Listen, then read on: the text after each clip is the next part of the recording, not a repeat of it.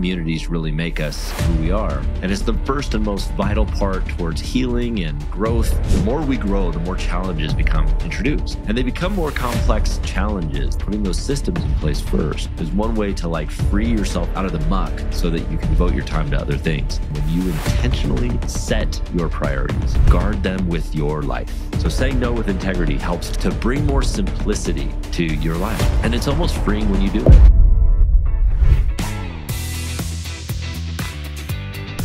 Hey everyone, welcome to Flow Over Fear. My name is Adam Hill. I am your host.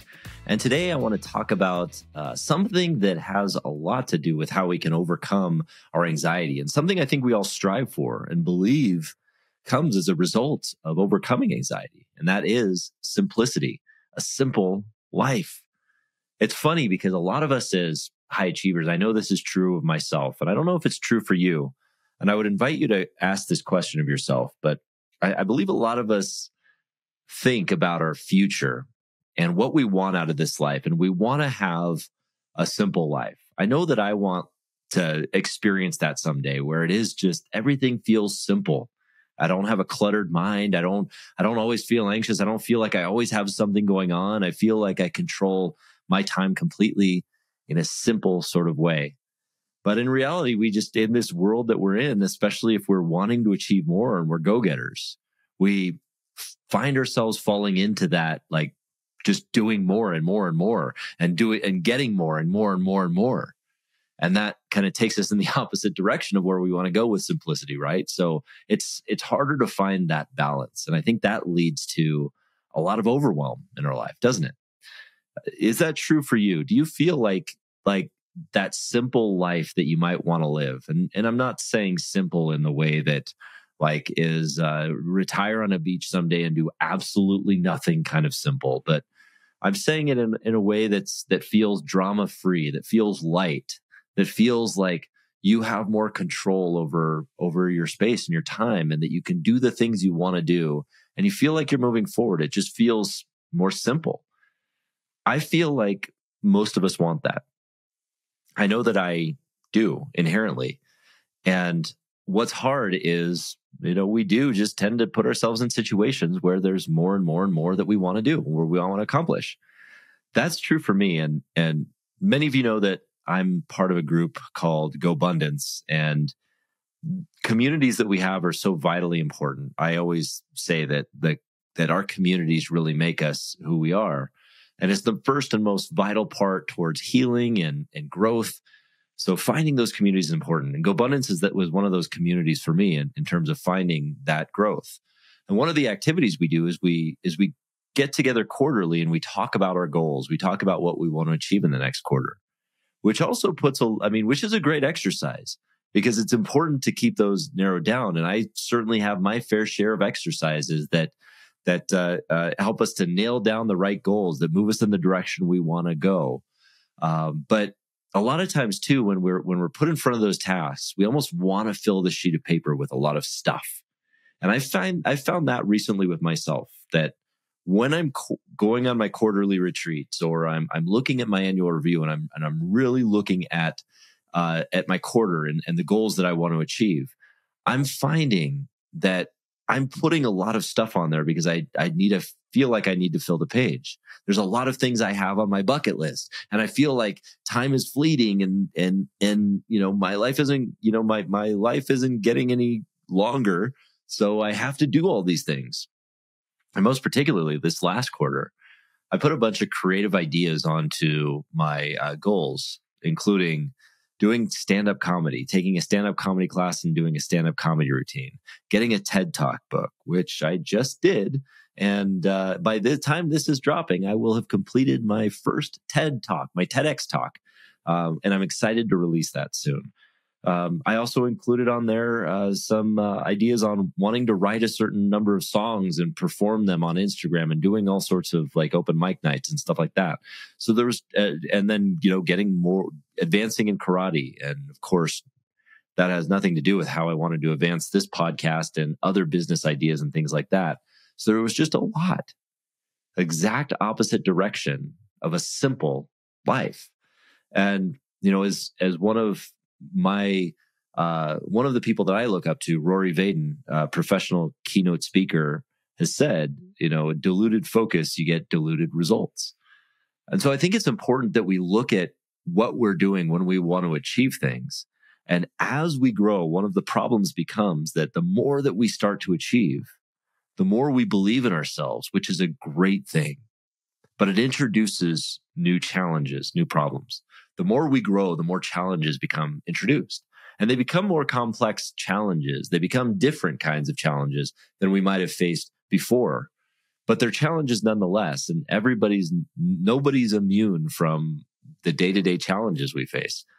And I think the challenges that we face with regard to when we start to achieve more things is that we start to, our eyes get bigger than our stomachs. We start to desire more, to achieve more, to pursue more. And in addition to that, as we demonstrate the level of our capabilities, more responsibility gets placed on us. More people look for us for help and support, which is also a good thing. We want to contribute value to people, but that can become overwhelming. And then our attention gets drawn in so many different directions because of the complex nature of all of the directions we go in. And again, it goes away from living a simple life. I don't know a lot of people that have mastered the art of this balance. I mean, I know a lot of very successful people who are doing a lot of things, and many of them, and I'll share some of these ideas as I kind of go forward. Many of them tap into the resources of organization and systems first. And I think that's an important concept to grasp onto first as we kind of go forward with going toward a more simple life, is that one of the first steps in finding that simplicity is to first pursue and implement the systems that can help automate a lot of the day-to-day of the things that you want to do. Like if it is complexities in your work or your business, finding those activities that are repeatable and often, function in a way that can be easily put into a system. Systematize those, write a procedure for it, hire it out to somebody that may be able to do it for you. And then you'll have that support. But putting those systems in place first is one way to free yourself out of a lot of the muck so that you can devote your time to other things. But yeah, I don't know a lot of high achievers that have really mastered the art of living a simple life. But those who do, it seems that they've really discovered something. And for those that I do know, I've seen a couple of trends in that and things that, again, I have by no means mastered yet. So I'm still trying to learn all this. So by me sharing this is not me trying to say, you need to do this to get your shit together. This is me talking to myself and hopefully sharing some things with you that maybe you can relate to and glean some ideas on maybe what you can implement in your own life to simplify things for yourself. But hey, everyone, I interrupt this program to introduce you to a powerful tool that will help you gain clarity on your vision and accelerate your growth and achievement. If you're listening to this show, it is likely that you have an exciting vision for your life. But the problem is that we often get caught up in the day-to-day. We get distracted. We face uncertainty, overwhelm, and self-doubt. And as a result, the gap between where you are and where you want to be seems insurmountable. And that's why I created a framework for how you can turn your vision into strategic, disciplined action that will accelerate your results in the next 90 days. I call it the Vision Reflection Retreat.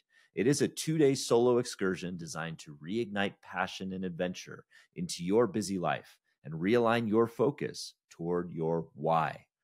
This is the very same framework that I use every 90 days to reflect on my own life and my vision and set my goals for the next quarter. And it has been a game changer. And the good news is that I'm giving away this Vision Reflection Retreat guidebook for free when you sign up for my newsletter. Simply go to flowoverfear.com/retreat and download your free guide and enjoy the journey.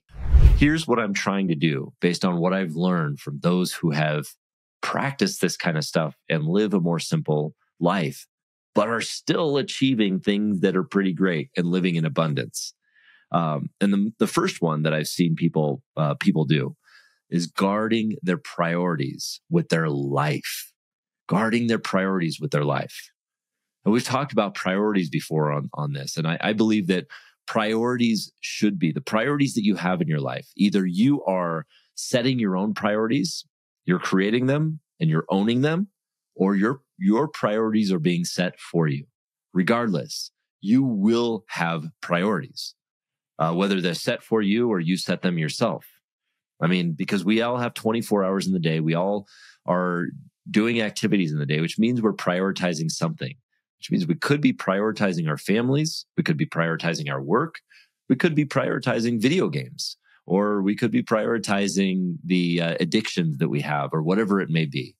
I know we've all lived in some of those areas in your life. And that's the first question you want to ask yourself is, what are you prioritizing? Or what is being prioritized for you, since you're not being intentional about setting those priorities? And if you can guard the priorities with your life, then you can start to do the things that really matter to you in your life. And you cannot prioritize everything, because if you have, as James Collins has said, if you have any more than 3 priorities, you have no priorities. So 3 priorities is really the maximum number of priorities that you want to have in your life. And so what are the priorities? And so I've talked about on this show before that priorities really should be a reflection of your core values. So if you don't have a good indication of where your core values are, what core values you're living, and we talked about this in weeks prior, then you need to get clear on what your core values are, because your core values should be driving your priorities. And that's a quarterly process of really looking at what your core values are and what your priorities are. I've set my priorities. My 3 priorities are really helping my kids to become confident and self-sufficient adults within the next few years, since they're already in their teens. I've also set a priority to get a stronger connection, spiritual connection with God. And I've also set a priority to lean into my creative connection. Those 3 things, those 3 priorities, I try to make them guide my activities as much as possible. I'm by no means perfect with that, because I get drawn into everything else, like like other work or other things. Other things happen, but the decisions in my life, if they're guided by those priorities, that's helpful for me to really implement, be more consistent with my core values and practice more simplicity.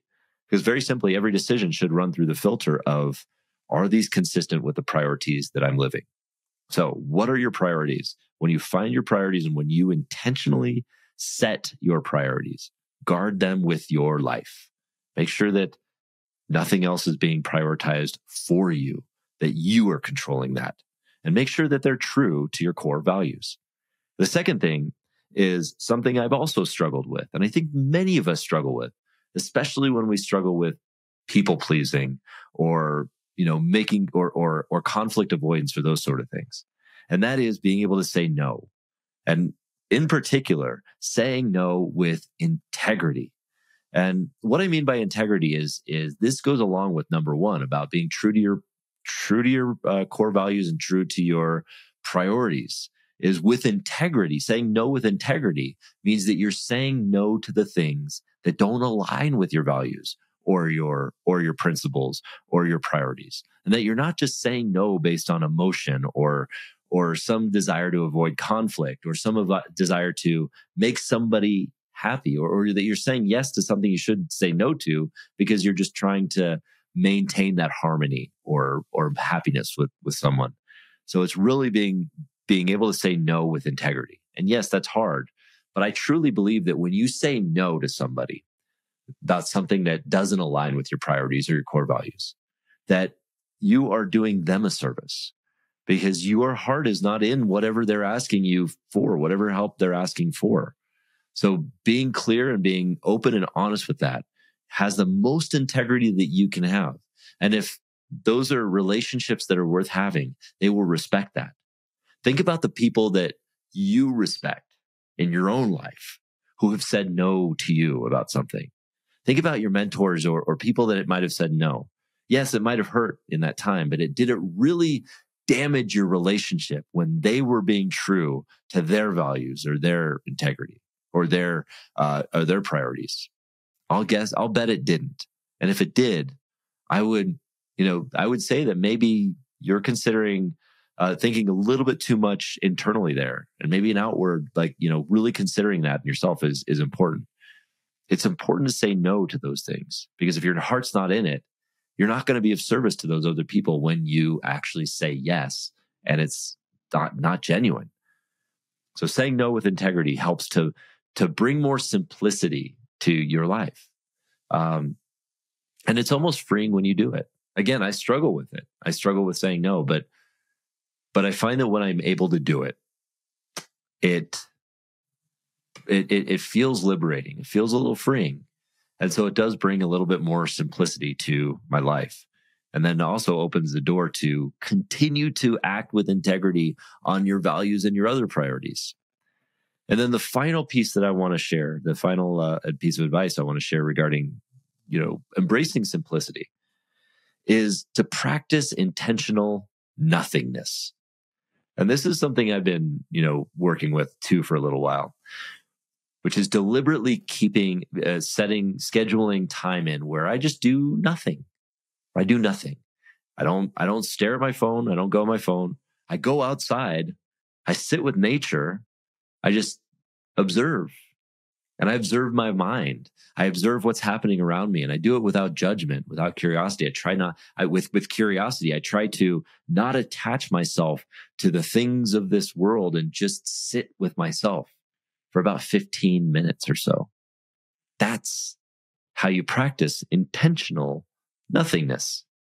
And it's a really cool exercise too, because it's probably the most uncomfortable exercise we can practice. Because if you're anything like me, you like to just keep doing stuff.